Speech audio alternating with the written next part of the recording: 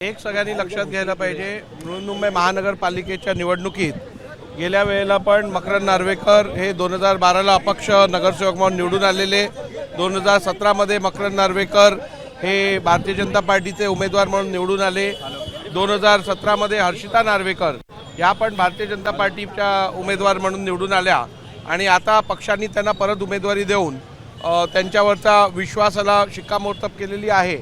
आणि कुलाब्याच्या जनतेची ही सर्वसाधारण मागणी हीच होती की मकरंद नार्वेकर आणि हर्षिता नार्वेकर यांना उमेदवारी देण्यात यावी आणि त्यांनी केलेलं कार्य, त्यांनी केलेली मेहनत, त्यांनी केलेलं लोकसेवा याच्या आधारावरती पक्षाने हा निर्णय घेतला आहे।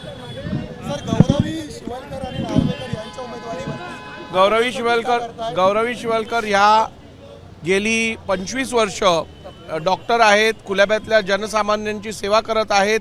त्यांचा संपर्क हा कुलाब्यातल्या सामान्य व्यक्तीपासून उच्चाभ्रू बिल्डिंगमध्ये राहणाऱ्या हायराईजमधल्या सगळ्या लोकांबरोबर पण आहे आणि त्यामुळे सक्षम, सुशिक्षित आणि लोकप्रिय उमेदवाराला भारतीय जनता पार्टीने संधी दिली आहे। नाही, ह्याच्यात कुटुंबाचा प्रश्न येत नाही। हा प्रचार करायला अनेक मुद्दे सगळ्यांकडे असतील, प्रचार कसलाही करू शकतो, अपप्रचार कसलाही करू शकतो, परंतु संधी त्याला दिली जाते जो जनतेमध्ये असतो, जनतेची कामं करतो आणि जनतेमध्ये लोकप्रिय आहे, अशा व्यक्तींना संधी दिली जाते। 225 वॉर्डमध्ये भारतीय जनता पक्षाच्या उमेदवार हर्षिता नार्वेकर आहेत आणि त्याचप्रमाणे मला असं समजण्यात आलं आहे की आज शिवसेना च्या वतीने सुजाता सानप यांनी अर्ज भरलेला आहे। तर अशा परिस्थितीत ही आमची युती तर आहे इतर ठिकाणी, तर ह्या वॉर्डमध्ये आमची मैत्रीपूर्ण लढत होताना दिसेल।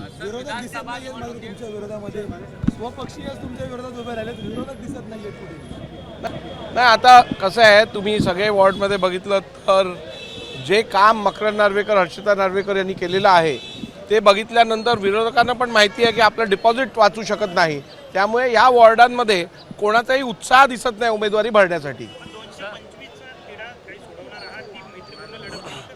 नाही, 225 हा भारतीय जनता पार्टीचा बालेकिल्ला आहे।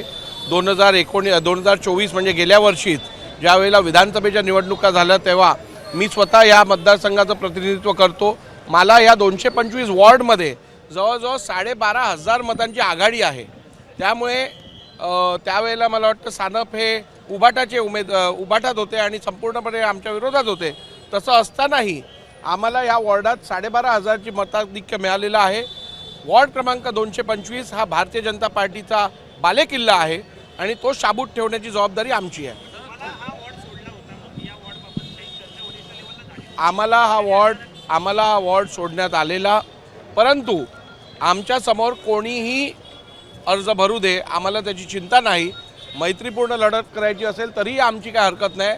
आम्हाला 100% खात्री आहे ह्या मतदारसंघात कुलाब्यातली सर्वात जास्त लीड भारतीय जनता पार्टीला वॉर्ड क्रमांक 225 मध्ये प्राप्त होईल। आमची सगळी तयारी आहे।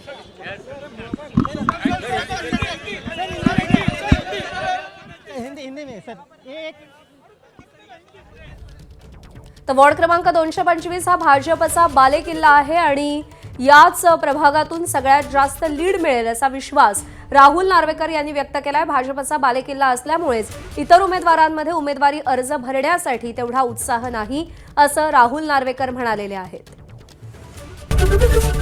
एबीपी माझा, उघडा डोळे बघा नीट।